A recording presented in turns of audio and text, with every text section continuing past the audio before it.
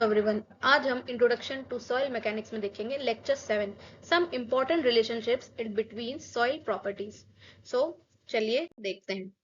अब कुछ important relationship soil properties के बीच में हमें क्यों पढ़ना है। आगे जब हम न्यूमेरिकल सॉल्व करेंगे, क्वेश्चंस करेंगे, तो हमें पता होना चाहिए कि इन जितनी भी मैंने सॉइल प्रॉपर्टीज जितने भी मैंने बताई हैं, तो उनके बीच में क्या क्या रिलेशन है और किनसे हम क्या क्या फाइंड कर सकते हैं, वो हम यहाँ देखेंगे। तो सबसे पहली रिलेशन आएगी W S, W and W, small W. W S क्या है? Weight of solid. डब्ल्यू क्या है? Total weight. And small W क्या है? Water content. तो W is equal to W S plus W W equal to W S one plus W W upon W S. तो इससे W S is equal to W upon one plus W, जो weight of total weight of solids है, वो total weight upon one plus water content से find out हो जाएगा। तो ये आपका रिलेशन होगा एक, कि यहाँ से आप डब्ल्यू एस निकाल सकते हो। ठीक है। अब आगे जब न्यूमेरिकल्स में दिखाऊं, जब मैं बताऊंगी, तो उनमें ये रिलेशंस बहुत काम आने वाली है। अब relation between E and N. अब ई and N, E stands for porosity, sorry E stands for void ratio and N stands for void ratio. Sorry, porosity मैंने पहले ही आपको बताया कि नोटेशंस ही आपको याद रखने हैं। ई से जो है वो वॉइड रेशियो होगा और एन से पोरोसिटी। तो N equal to VV upon we equal to VV upon v, जो है वो टोटल है, तो टोटल को सॉलिड सॉलिड और वॉइड दोनों गिनेंगे, क्योंकि किसी भी वॉल्यूम में सॉलिड और वॉइड्स दोनों होते हैं। तो इसको volume of solids plus volume of void भी लिख सकते हैं। अब वॉल्यूम ऑफ सॉरी, अब जब हम वॉल्यूम ऑफ सॉलिड्स को ऊपर नीचे डिवाइड कर देंगे, तो ये रिलेशन हो जाएगा। अब वीवी अपॉन वीएस मैंने पहले ही बताया कि E is equal to VV upon VS होता है, तो N equal to E upon one plus E हो जाएगा। वीवी अपॉन वीएस की जगह हम ई लिख देंगे, तो ये जो वीवी अपॉन वीएस है ये ई हो जाएगा। अब पोरोसिटी के टर्म्स में पोरोसिटी के टर्म्स में क्या हो सकती है definition? E equal to N upon one minus N. अब जैसे यही ये वाली जो रिलेशन है N equal to E upon one plus E, ये इस साइड जाके मल्टीप्लाई डिवाइड में और माइनस हो जाएगा, तो e equal to N upon one minus n. तो एन और ई की इक्वेशन को ट्रांसफॉर्मेशन करके ही हम ये रिलेशन निकाल सकते हैं। Now come to the next relationship, relation between E and N. अब ई एंड एन में पहले भी बताई मैंने, और आगे भी जो रिलेशंस है वो भी देख सकते हैं। अगर हम v s is equal to one कर दें, तो वीवी जो है वो ई के बराबर हो जाएगा। जैसे आप वीवी वीवी को जगह ई रख दो, क्योंकि वी एस जो है वो वन हो गया है। फिर v जो है वो वी एस प्लस वीवी है, तो वन प्लस ई हो जाएगा। तो यहाँ से एक n के लिए एक और फॉर्मूला निकल के आ गया, n equal to VV upon we equal to E upon one plus ई।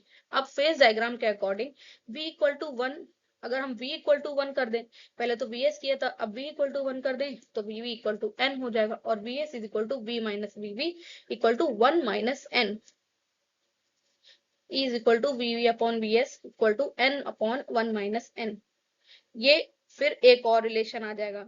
आपको सारे रिलेशन माइंड में रखने हैं, क्योंकि आगे जब जब हमारे क्वेश्चन सॉल्व होंगे तो इनमें बहुत पूछे जाएंगे। अब जैसे एई जेई EIES गेट, जो भी एग्जाम है उनमें सारे ये फंडामेंटल रिलेशन है जिनके बेसिस पे आपके क्वेश्चन सॉल्व होंगे।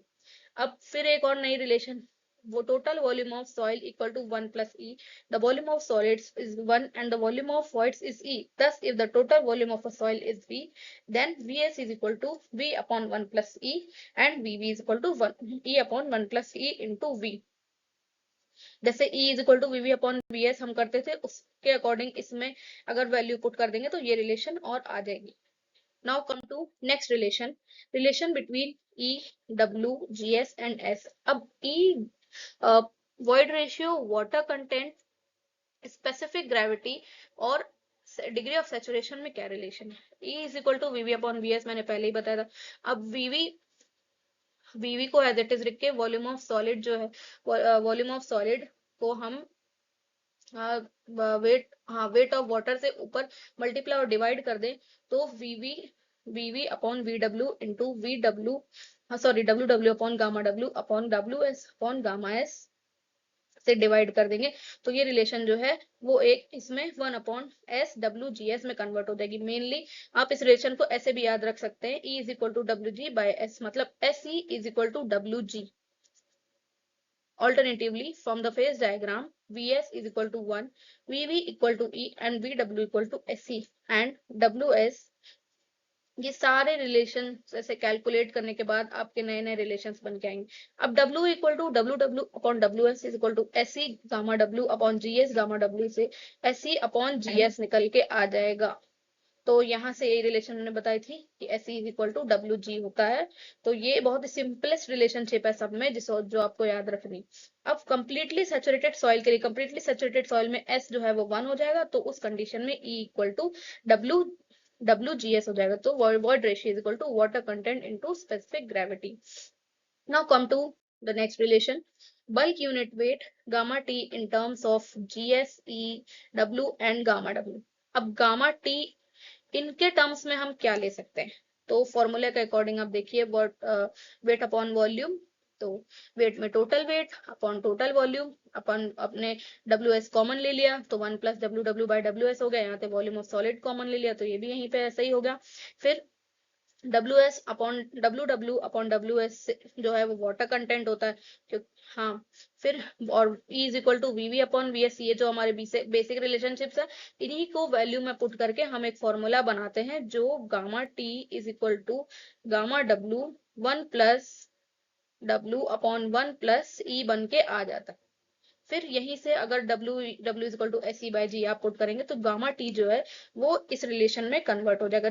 आप देख रहे हैं रिलेशन पे रिलेशन बनते चले जा रहे हैं। लेकिन जब आप, मैंने पहले भी जैसे कहा, जब आप क्वेश्चन सॉल्व करेंगे तो एक एक रिलेशन बहुत काम आने वाला है। So you have to keep in mind.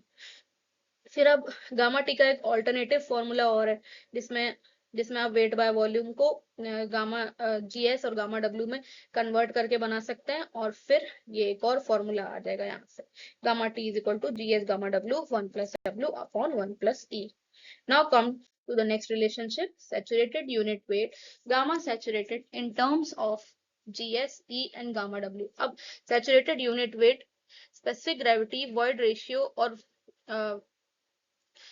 हाँ गामा डब्ल्यू के बेसिस पे क्या रिलेशन बनता है। अब गामा डी जो है वो वेट अपॉन वॉल्यूम मैंने पहले ही बताया, तो डब्ल्यू एस बाय वी हो जाएगा। अब डब्ल्यू S upon v s plus v v, solid plus void.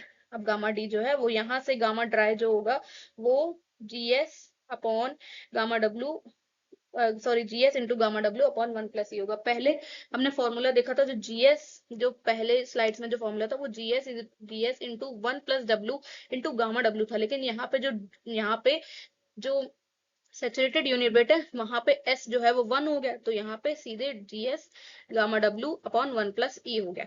तो इस फॉर्मूले से हमें ये पता चलता है the same equation would result by substituting s equal to 0 in equation 2.22।